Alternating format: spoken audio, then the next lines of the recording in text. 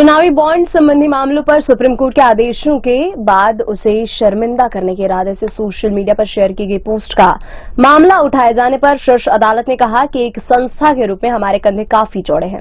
चुनावी बॉन्ड मामले की सुनवाई कर रही 5 न्यायाधीशों की संविधान पीठ की अगुवाई कर रहे प्रधान न्यायाधीश DY चंद्रचूड़ ने कहा कि जब कोई अदालत फैसला सुनाती है तो वह निर्णय चर्चा के लिए राष्ट्र की संपत्ति बन जाता है।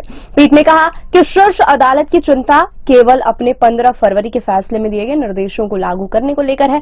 संविधान पीठ ने 15 फरवरी को एक ऐतिहासिक फैसला सुनाते हुए केंद्र की चुनावी बॉन्ड योजना को रद्द कर दिया और इसे असंवैधानिक करार देते हुए निर्वाचन आयोग को चंदा देने वालों चंदे के रूप में दी गई राशि और प्राप्तकर्ताओं का 13 मार्च तक खुलासा करने का आदेश दिया था।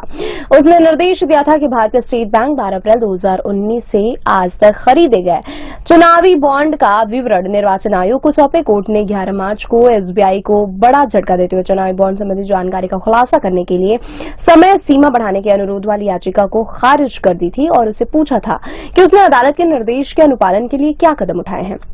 कोर्ट ने सोमवार को SBI को फिर से फटकार लगाते हुए उसे मनमाना रवैया न अपनाने और 21 मार्च तक चुनावी बॉन्ड योजना से संबंधित सभी जानकारियों को पूरी तरह खुलासा करने को कहा। सॉलिसिटर जनरल तुषार मेहता ने सोमवार को सुनवाई के दौरान कहा कि मैं कुछ साझा करना चाहता हूं। मैं अदालत के बाहर हो रही इस चीज को बहुत कष्ट के साथ देख रहा हूं। माननीय न्यायाधीश एक तरह से अलग थलग होकर काम करते हैं। आप एकांत में काम करते हैं। मैं यह नकारात्मक संदर्भ में नहीं कह रहा, लेकिन हमें यहाँ जो चीजें पता चलती है वे माननीय न्यायाधीशों को कभी पता नहीं चलती। उन्होंने कहा कि केंद्र का तर्क यह था कि वे काले धन पर अंकुश लगाना चाहता था और शीर्ष अदालत ने इस मामले पर अपना फैसला सुनाया। उन्होंने कहा कि तथ्यों को तोड़ मरोड़ कर और अन्य आंकड़ों के आधार पर किसी भी तरह की पोस्ट साझा की जा रही है। मैं जानता हूं कि माननीय न्यायाधीश इन पर नियंत्रण नहीं कर सकते हैं।